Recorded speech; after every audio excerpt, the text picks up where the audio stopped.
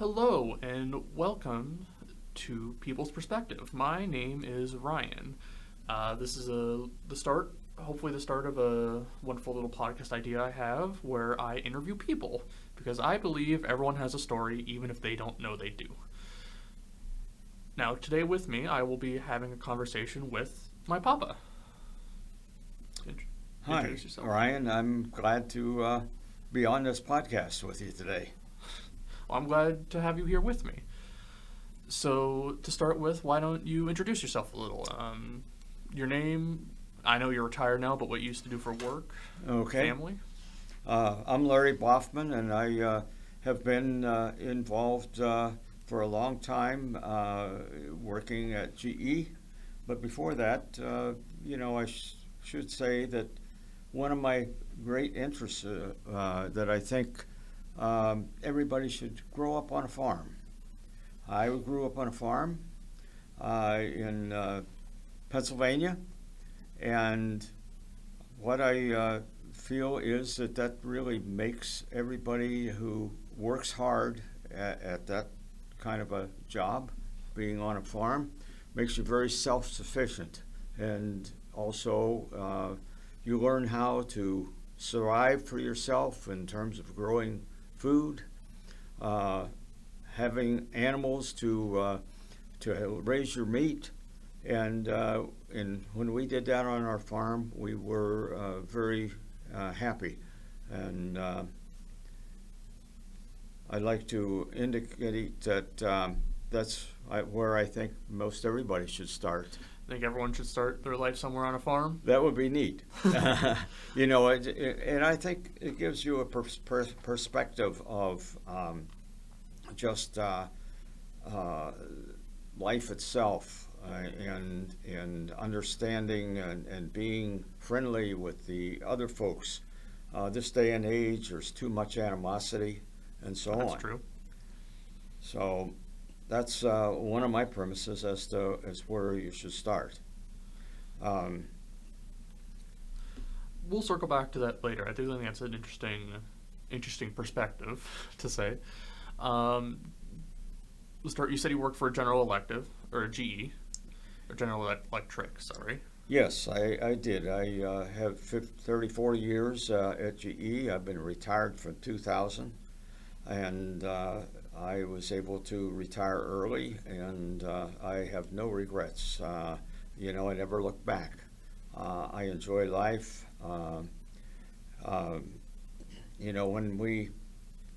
when I started working at GE, I really didn't know what I wanted to do. And I think that's the case with most kids coming out of college. You really don't have a profession, but in mind as to exactly what you want to do. Uh, I had a couple friends. Went in agricultural engineering. Um, Another one went in electrical engineering. I thought maybe I wanted to go into aerospace engineering. But went to Penn State, and I chose electrical engineering as my career. And I got an offer to go into Johnson City, New York, and the job there was a quality engineer that I started at, and I was there for about 4 years. Unfortunately, uh, life deals you different circumstances, and mine was that they were going to close that plant down, even though it was a defense industry that I was working in. And but that was coming at the uh, Vietnam War, and there was less requirements for some of the supplies that were being built there, like flight control and weapon control systems. So they started cutting back, and then eventually that plant closed. I was lucky. I ended up in Youngstown, Ohio, and working at the Youngstown lamp plant. And I finished my career in GE lighting. It wasn't as glamorous as maybe what the um business was in aerospace that I worked in, but I liked what the job I did, and that's what's important when you're finding a job. Do you have any fun in this is covering the whole. You said you worked there for 34 years, was it? Yes, yes, I did. So this is going to cover a whole 34-year span, but do you have any fun or interesting stories that you remember from working back in the day? Any fun incidents that ever happened at the plant? Well, you know, I don't remember some specifics along those lines, but we had a lot of good times with the different people who come in and talk to us, like the U.S. Navy. Pilots would come into the plant and they would talk to us, and they tried to, as part of the Blue Angel group, and they would indicate that, you know, when you're relying on some of the navigation systems to fly with automatic terrain following, that was something that they said was scary. You know, you let go of the cockpit altitude controls and so on, and left that follow the terrain and up the hill, up the mountainside. You just never knew if it was going to happen.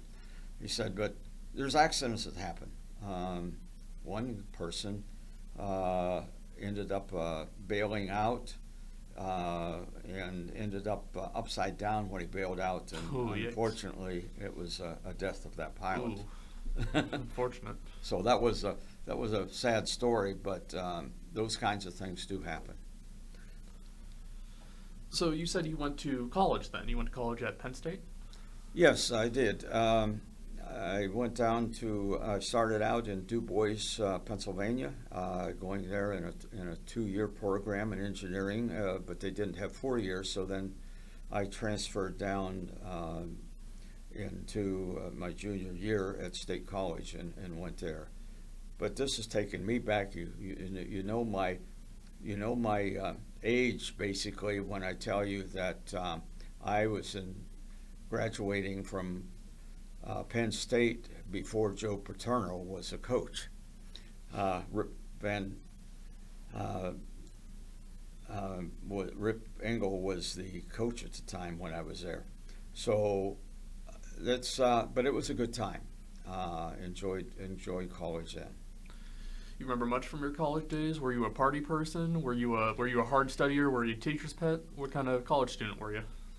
Well, I wasn't the best college student, but I did graduate in 1966 in electrical engineering.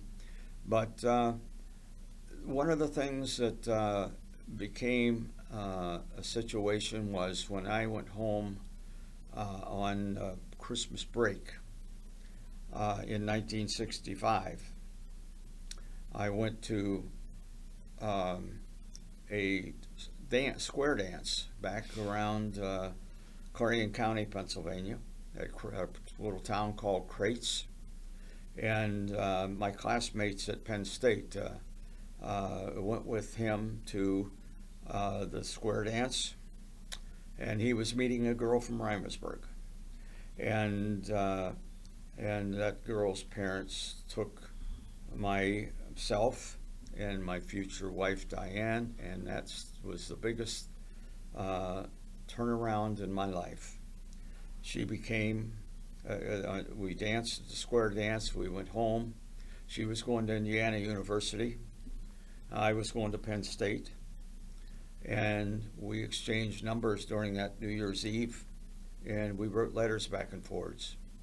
And so that started, she became the love of my life. And so Penn State gave me that experience. The square dance gave me that experience. And that's how my married life started. Oh, I never heard of that story before. That's lovely. And thank you. Yeah, it certainly was. We went back. I went back to Penn State. She went back to Indiana, and like I say, we wrote love letters back and forwards. And that fall, of 1966, I graduated from Penn State, and we had asked her mother a few months prior, could we get married, after knowing her for about 5 months. And she says, well, that's awful quick. I can't even plan a wedding that soon. So she said, how about we plan a wedding for February of 1967? And sure enough, we did get married, and that was the beginning of our family, and we went back I went back to GE after that time period, and started to work there in 66, 67. And my wife then, when we got married, we lived in the Endicott area of New York. And then she had to finish her college. And so we moved up to a little town called Marathon. And that little town was partway between Binghamton, which is where I was working, at Binghamton, Johnson City area, and then Cortland University, where she eventually graduated from.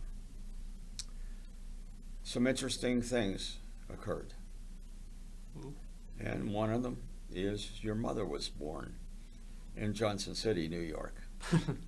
And that was, besides getting married, having your mother born, that was the greatest things in my life at that time. So you never know how things are going to turn out depending on what happens to you and where you end up, where you go to work, where you go to entertainment, like square dances, whatever. So that was quite interesting. I'll say. You know what? I'll come back to my mother and family in a bit, because I know we have some very interesting family history as well. So I do want to come back to that. There's one story that I remember you telling me about your time in GE.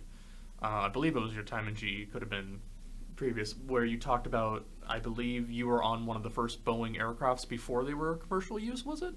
Yes. One of my assignments when I was in GE Aerospace in the Johnson City, Binghamton area was that we were a non-union plant, and the Lynn, Massachusetts plant was where they were making the engine instruments for the Boeing 747.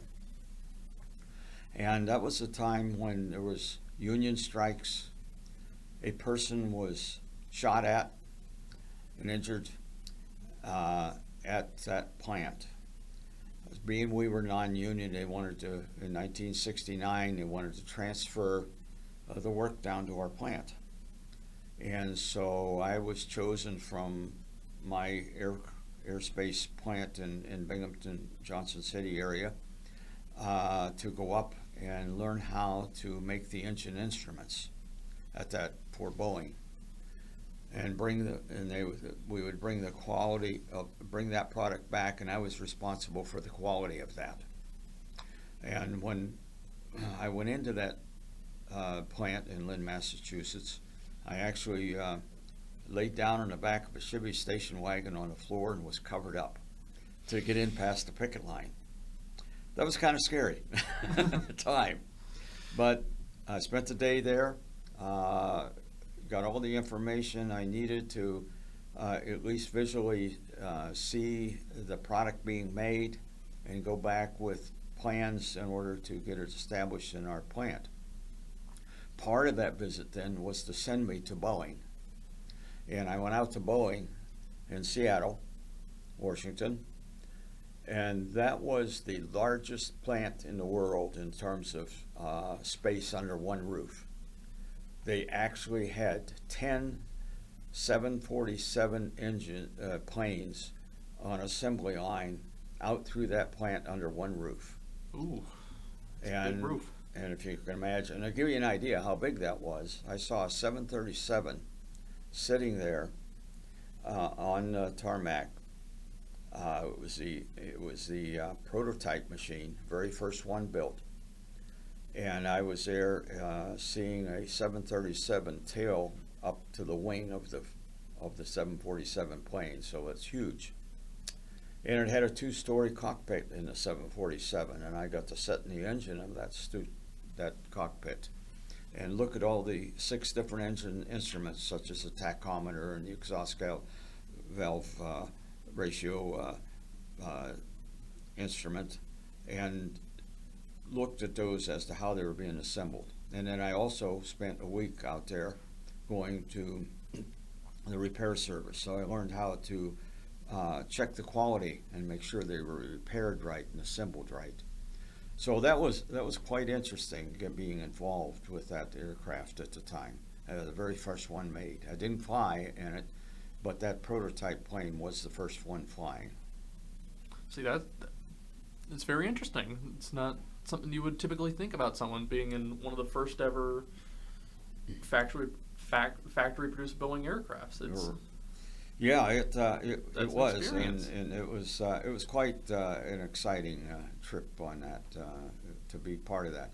You know, when I told you I got laid off at that plant and had ended up in Youngstown Land Plant, I thought, boy, I'm going from a glorious business with all kinds of excitement into something that didn't sound that interesting to me, but as it turned out, what was nice about it, I was only 2 hours from home instead of 6 hours. Ooh, that's a long drive. And, from our home, in terms of, for coming to see the family. Of course. And so I learned that the lamp making industry was GE Lighting in Cleveland, New York was where it was based, but I was in Youngstown, is a very critical process and very interesting business to be in. And I enjoyed that and stayed in GE Lighting for the next 30 years. So you never know what interests you after you go into a job. True. You said the lamp lighting industry is very interesting. How is that interesting? How any particular stories come to mind? Any very interesting? Well, one of the things that you when you're in a business, you have union plants and you have non-union plants, and each plant in itself is different. You might be surprised to know that one of the most interesting plants I worked at was in that first year in terms of unions. We got along very well. It was family oriented at that plant. We'd have when I was a quality engineer and a quality manager there, we'd have monthly meetings. And we would go to a meeting and we'd eat out with the other managers in the plant. And I remember one manager, he said, we ordered our steaks, and he told the waitress, I want that steak burnt. Well, it come back, well done. He says, take it back. I want it burnt. He says, that's the way I like my meat. And the waitress took it back, come back out a second time. That's not burnt. I want it burnt. Take it back. Third time it come out, he says, that's just right. I don't know how he could eat that thing. It was burnt. Pretty much charcoal at that point. Yeah. But, the other part was when I said the people were interesting and fun to be with. We had intramural softball. We had a lot of entertainment. Even the wives, the GE wives of the management system there, got together, and we would have they would meet every month, just like the men met. The workers, employees met in our meetings. Our wives had monthly dinner meetings just to keep in touch. So we became very friendly in that union plant, and it was quite interesting because we also played baseball, softball, whatever with union and management members. It's just like one big family. It was family oriented. I remember one of the Christmas parties we went to in We had it in one of the old hotels in downtown Youngstown, and we ended up having it down in the basement. And one of the managers brought his roller skates and roller skated at that Christmas party. So everybody had fun. It sounds like it. Sounds like a lot of fun. Sounds very interesting. One of the ways that when one of the 1962 plant managers retired, the boys gave him a set of Titleist golf clubs. 15 years later, well, let's see, 18 years later, he come into the plant, dropped those clubs off in 1980. That's how I started to golf. I ended up buying his clubs for $15. And I know now that you do love your golf. Yes, I do. So, I golf at least twice a week. It's my recreation. You know what, I'm going to pause right here. I should have asked this at the very beginning. I'll ask this now, and I'll ask it at the end. I wanted to ask this just to make sure it's all on record. Do I have your consent to record you and post this on YouTube? Yes, you do. Yes, okay. You do. I just wanted to ask. I should have asked this at the very beginning. That's my mistake. This is my first episode. Don't crucify me. Simple mistake. I have no problem with that, Ryan. Okay. I'll ask at the end, just so once we finish up, anything you say that you might have been like, maybe I shouldn't have said that. We can address that at the end. But Okay. I should have. That's my bad.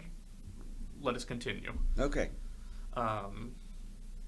So it seems like you had a very fun time being what was your job title again? Were you a plant manager? I had various jobs. I actually worked in 6 different plants.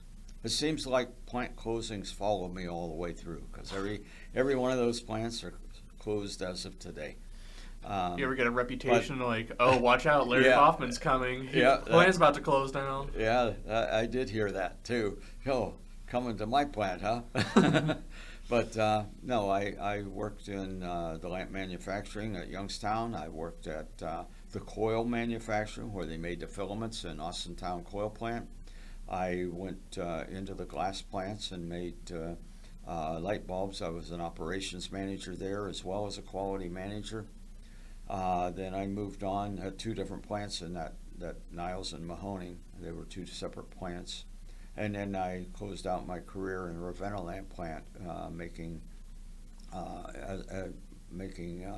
the headlight type of quartz lighting type of lamps at that point.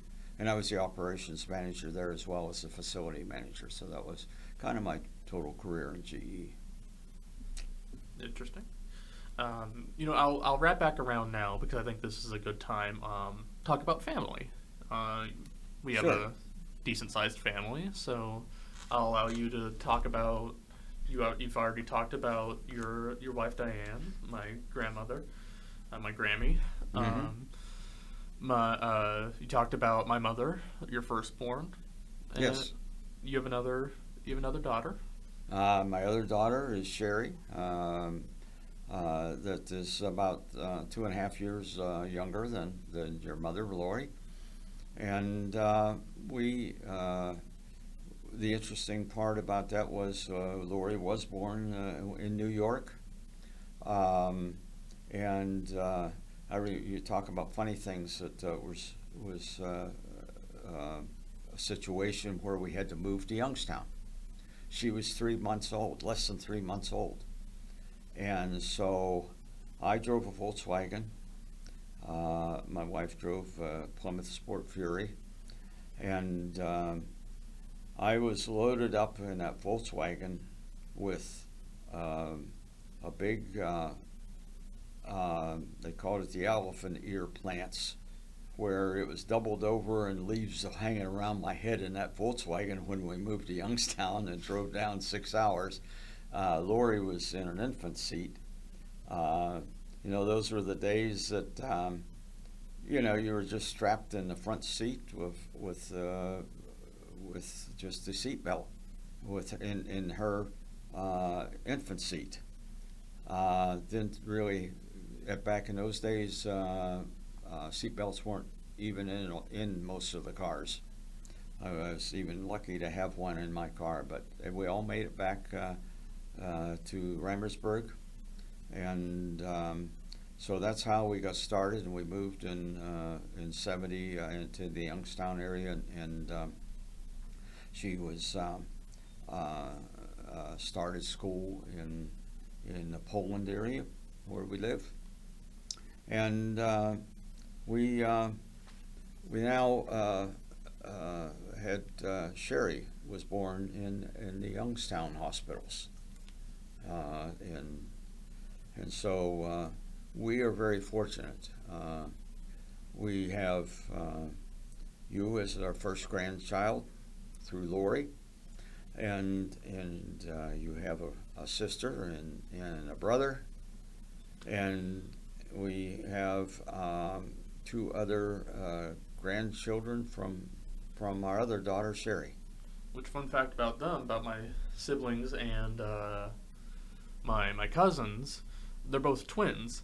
And not only are they twins, they were born a day apart. You're right. What a shock that was. We took your mother in, and your twin siblings were born. Our other daughter was due in about a week and a half, 2 weeks later. She called us up that night when we were into the hospital with the first set of twins, and she says, "How would you like to have another set of twins tomorrow?" And sure enough, we ended up with 4 sets of twins, very healthy, all over 5 pounds, in the same nursery at one time. We went from you as one grandchild to 5 overnight.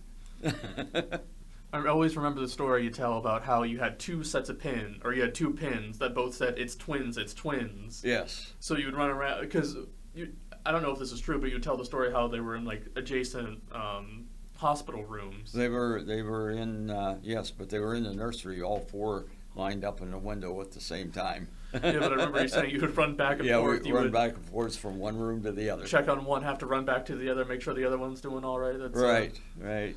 So, crazy coincidence just to have twins. Right. Not only is it rare just to have twins, period. It's not that rare, but it's a semi-rare occasion. But then to have twins a day apart. Right. It's crazy. Well, you do know that twins runs in your family. Oh, it does. And your line of your genealogy going back, and your father's family, and your uncle, I should say, and we had twins going back in my family, and so I guess that's how it all happens sometimes. I'll have to look into that, see if having twins is a genetic thing, or if it's just purely by chance, if we're just a lucky family. I'm not too sure. So that was quite interesting. Other family, I know we used to talk about this a lot when I was younger, how we have some very interesting family tree related. Yes. Well, you never know for sure where the countries are that you're from through the genealogy. And I always assumed that I had German blood.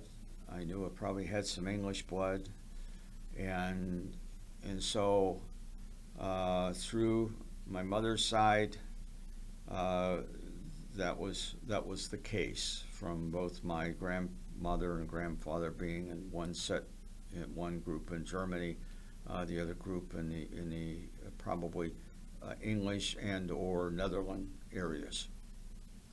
The Miller family and the Whiteman family. But, interestingly, I did a DNA test and found out that I didn't know my stepfather was who. I knew my stepfather, but I didn't know who my real father was, and I found out. And lo and behold, I have 40% Italian blood. So it's one of those things that you don't know.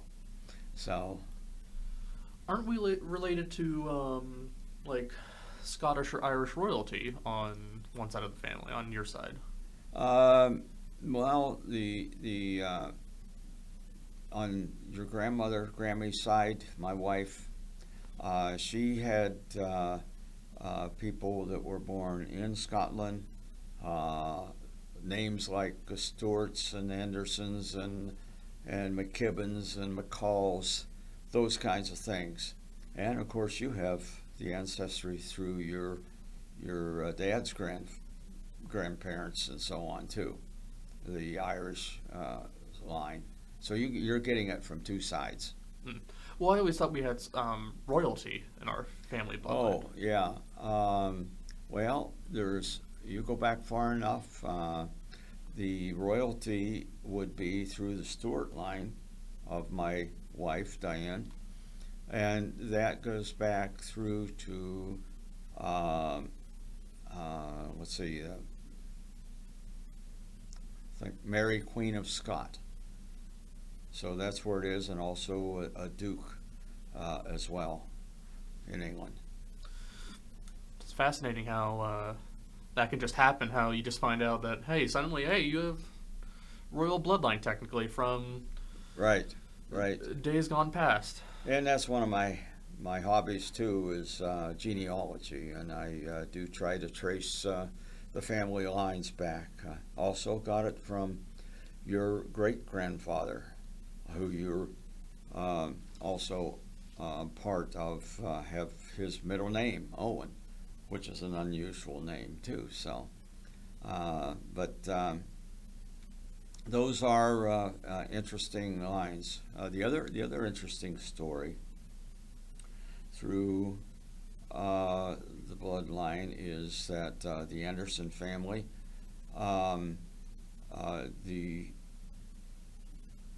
you had probably about a fourth or fifth great grandmother born in the Pittsburgh Blockhouse down in Pittsburgh, PA, and this is where back in the early 1840s, maybe 1845, 44, along those lines, your several great grandfather went off to fight in the Indian Wars and never came back. Ooh. But he left his wife in a safe place at the Blockhouse in Pittsburgh, and that person was born there and ended up marrying Robert Anderson, who was also in the Civil War. So you have those kinds of connections in your bloodline. Quite an interesting story to be born in the Blockhouse. What is the Blockhouse? I don't think I've heard of it before. Well, it's right down there by Carnegie Museum, right at the point called the Triangle at Pittsburgh, right across the street from the PNC Park, right across the river, I should say, across the Allegheny River. It's the Golden Triangle. Interesting, very interesting. Another story that you have shared with me is about, I forget how he's related, but he has the last name Beer. Yes. About how the I forget how he was related. Wasn't he captured by? Is this the one that was captured by Native Americans? Yes. Daniel Beer had a son, Jacob Beer, and they were married. Daniel was married, and he was out away from the home, and the mother of Jacob Beer ended up being Jacob and his sister and his mother were at home at the time, and the Indians raided and killed the mother and the daughter. The Indians took Jacob, who was 8 years old at the time, and he did not cry. And so they did not kill him, and they took him to live with them in the Indian camps. This was probably in the Allegheny Forest area. We don't know for sure what part of the Allegheny Forest for sure. But when he was 15 years old, he was able to escape from the Indian camp, and that Jacob Beer had a son, Samuel Beer, which is be my third great-grandfather. And so he did live to be part of our heritage. So because of him and him being able to escape, we were born. And not crying. Not crying. That's how he survived at 8 years old. What a story. Yes. I remember hearing that and being just enthralled with that idea. Just like, well, what a world to be living in. What an unfortunate circumstance to have to witness your mother and your sister be killed. And there's a lot of speculation too as to which family this happened to, and I think it's happened to more than one family where children were captured by Indians. Mm-hmm. And so it's always been carried down by word of mouth and not really a lot written on it, so it's been passed on. So that's a story that is the legend of our Beer ancestor, Jacob Beer. I have talked with people that are over 100 years old, and they still say that that's a true story. So fascinating. So speaking of old, how old are you? I am 80 years old. You're 80 years old. Yes. A lot of time has passed since your birth. Yes. What has been, this is kind of a generic weird question, what has been the biggest cultural shock to you growing up? What has been the biggest, like, either fascination with the technology, with how cultures have changed, with anything from since you were born to now? What has been the biggest shock to you growing up? Wow. That's a tough one, in a way. Certainly from a technology standpoint, I go back through the 50s, didn't have TV. I saw TV coming into our house about 1955. That was the first. I used to sit on the floor and listen to the radio and listen to a ball game or listen to a talk show as a kid. When we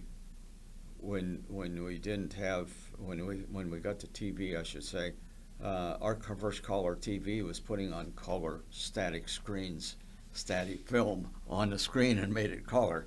You had green and red and blue film that you would put on the TV. That was the start of it for me. Telephones was another one. Those kinds of inventions was the things that was the thrill to have at the time. Now it's commonplace. But the other one is computers, obviously. It's changed the way of life. It's the telephone. Now we're into AI. Ugh. And that's a scary one.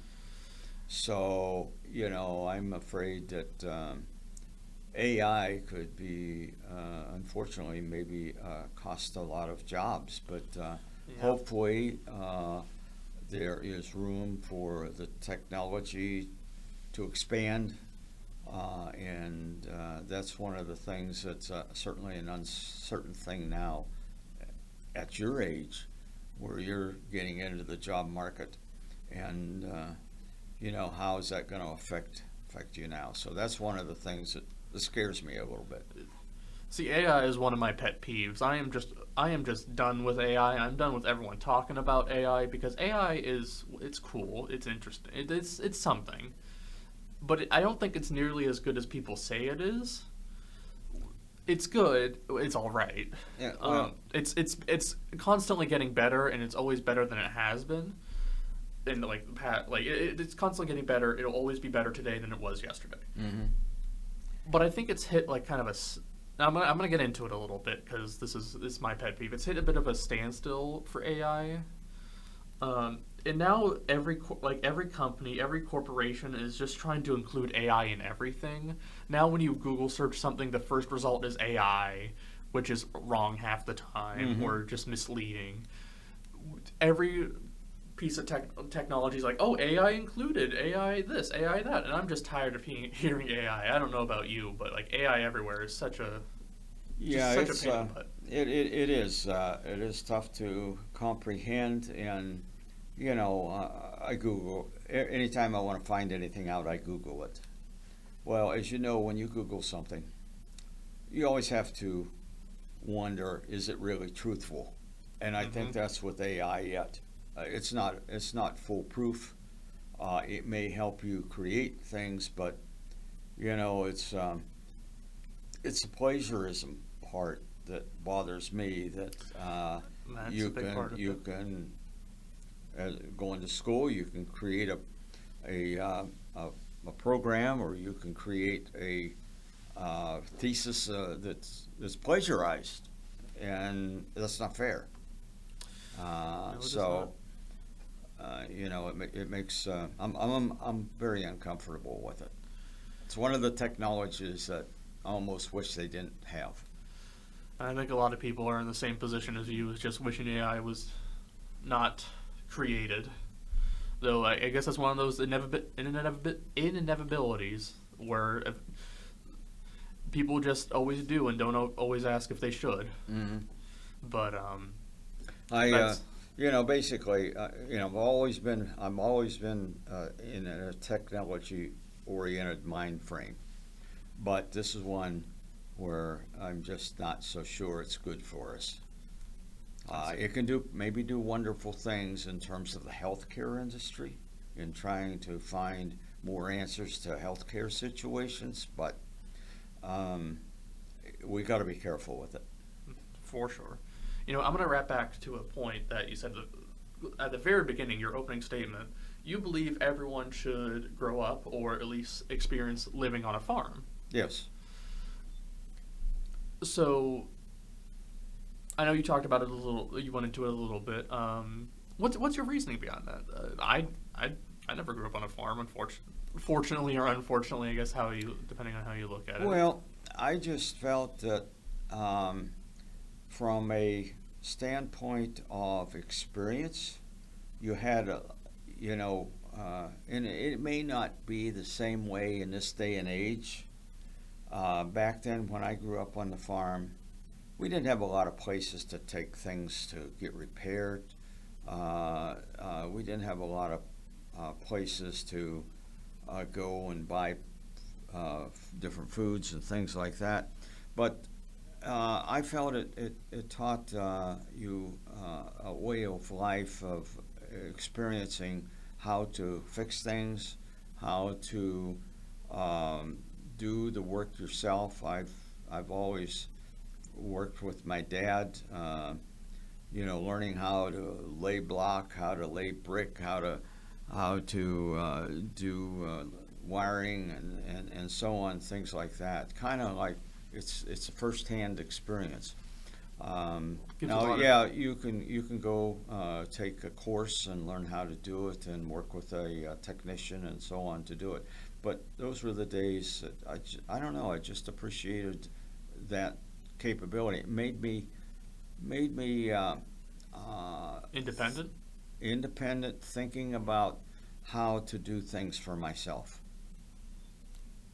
A very interesting, very interesting take. I don't think I've heard that one before.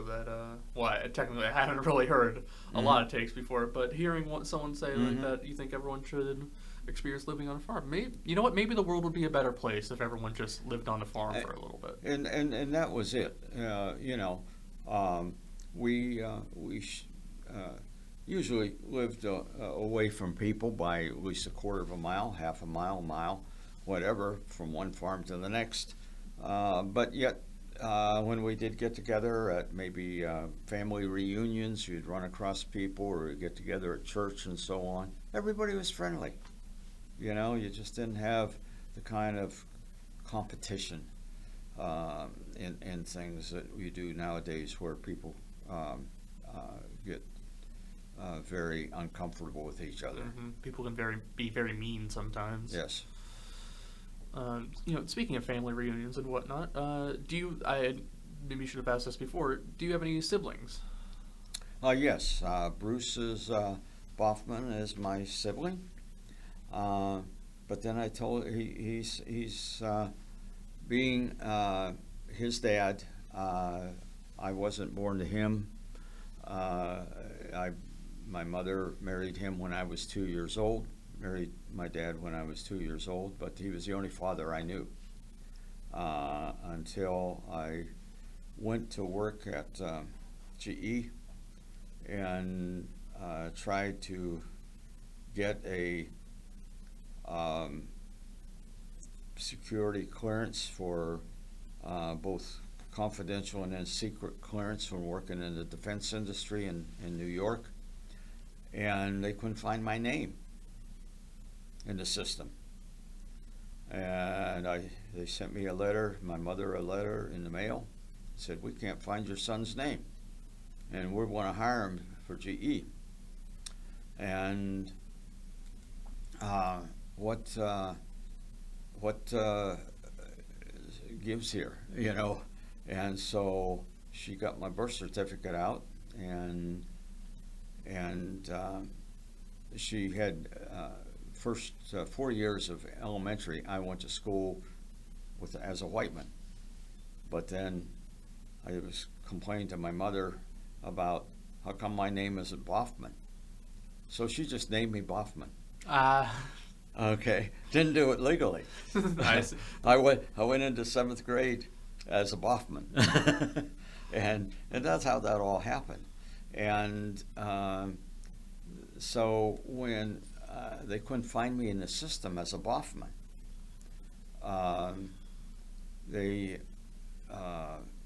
and I had a Social Security number as a Boffman, and I had a draft card as a Boffman, but they couldn't find me with the Social Security number. And so with the Boffman, it was legitimate on the draft card because by then I did have it, but the Social Security I had earlier. And so I had to have my name changed officially in the court system. That must have been a weird experience Yeah, to be like, oh, I've been going by Boffman for so long. I'm actually not a Boffman. Yeah, that was 1966. It wasn't not officially a record until I got my name officially changed. I see. So got the draft card really actually before that. So. Well, better you found it out back then than 40 years later, and it's like, well, now there's all sorts of issues. And I have to say now that I have Italian blood. I also have a half sister, 2 half sisters, and a half brother, also, in addition to my half brother Bruce Boffman. So, with DNA, your family tends to grow. True. You ever meet up with your other half sisters? I've talked to them a number of times on the phone, and I haven't physically met with them. They live in New York and in Tennessee. So there's a wonder of technology right now. I know we were just kind of talking about kind of the dangers of new technology and AI and stuff, but there's a wonder of technology right there, bringing people together and family meeting each other who never would have met before. Mm-hmm. going off of that, I'll bring up another technological question. What has been in the past? We'll say we'll go up in scale. We'll say in the past 10 years, what has been one of your favorite, like, can't live without anymore technological advancements that you've seen? We'll bring it back a little bit close. We'll say in the past 5 years.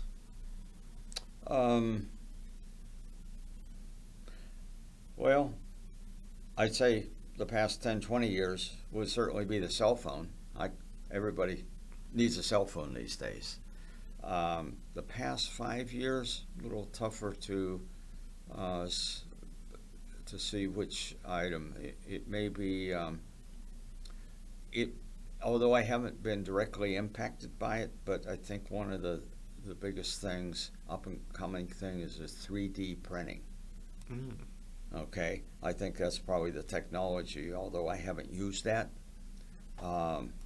Your cousin, Connor, may be involved a little bit thinking about it, but I don't know that he's done it yet. But those are kinds of things that's the latest technology. All right, so we got past 5 years. I would say the past 10, 20 years, we got your cell phone. And then we'll say in the past 50 years, what has been the biggest technological advancement that you've seen that's just blown your mind? Well, again, let's see, past 50. It's computer, obviously. I got into the computers with the Atari type computers back in the 80s, and the Radio Shack Tandy computer. So that's going back close to 50 years, and so that's probably the biggest thing. Yeah. You said radio, and that actually just jogged my memory for a little bit. You collect radios, don't you? Yes, I do. I grew up with radios. That was my only entertainment. Was listening to the radio. We didn't have any other entertainment from a electronic perspective. So I've collected radios from the 40s, the 30s, 40s, 50s era. So yeah, that's been one of my hobbies. I don't really collect them anymore, and so it's one of those things that its time has passed. Anything else you collect? Any other Well, collections that you have? my wife and I have been involved with collecting antiques over the years. It's time to start dwindling down and getting rid of them at garage sales and so on, because I don't think your generation really enjoys them like we do. And so, there's maybe some things that was part of the family you'd like to have, those kind of immediate things. But antique values are starting to go down in a lot of cases. Hmm. So. We'll circle back to another one of your hobbies. You like to golf. Yes. And you said when your previous manager brought back his golf clubs, you bought them from him. How long have you been golfing for? I started when I was close to 40 years of age. It's 30 in the 30s, and so it's one of those things. When I was working, I only golfed 9 holes a week. You can't become a good golfer until you golf at least a couple of times a week, 2-3 times a week. So I'm still a bogey golfer. My thrill is just to break 40 on 9 holes. So that's where it is. It's just, but we have a good group of guys we golf with. I actually ran a golf league for 15 years as part of the GE Golf League, and we still have a group of guys that I help lead, in terms of getting together and sending out the communication on it and so on. So, yeah, it's just it's still you're never good enough. You're always trying to do better. Always trying to improve. Always trying to improve. I just can't get 18 holes together at one time, or even 9 holes. I always have one bad hole. So, but Well, we're approaching on an hour here, so I think we'll wrap up here soon. I don't want to take time away from you, so I'll throw the ball in your court here.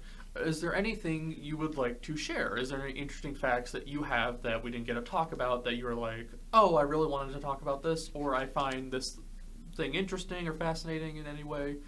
I know you have a list here in front of you of things you kind of wrote down and prepared ahead of time.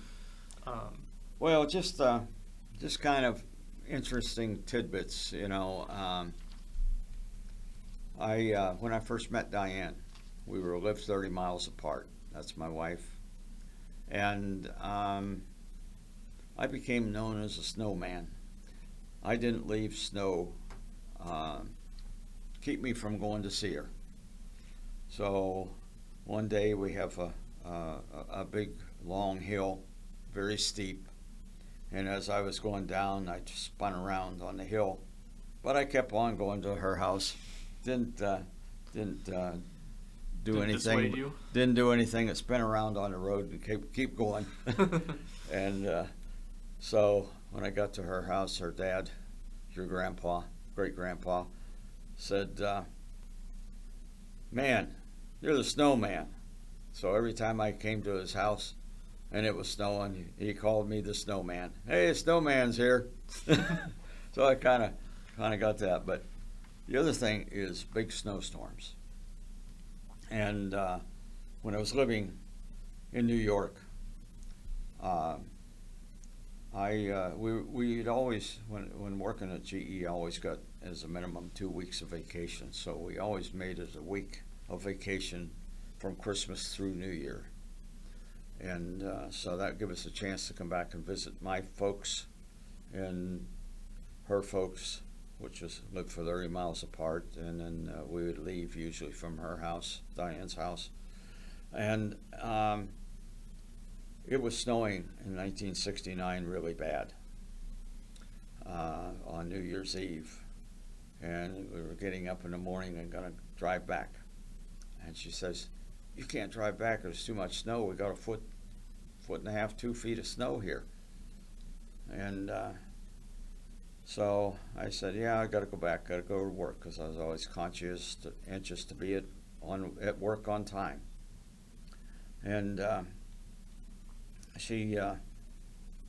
said, "I'll call the state police, and see how the roads are up north." And I called them, and I don't know if you ever heard of studded tires. They used to put like nails, studs, sticking out of your winter tires. Well, studded tires were the thing in the 70s, 60s, 70s that would take the place of chains. And it worked pretty good because it grabbed a hold of the ice and the snow and so on and helped you plow through. And I had a 67 Plymouth Sport Fury that I drove, and I talked to the police department, and they said, "Well, it's kind of pretty bad out there, but so unless you have chains on or at least studded tires, you probably can't get through a lot of places." And I said, "Well, I have a studded tire, so I think I'll try it."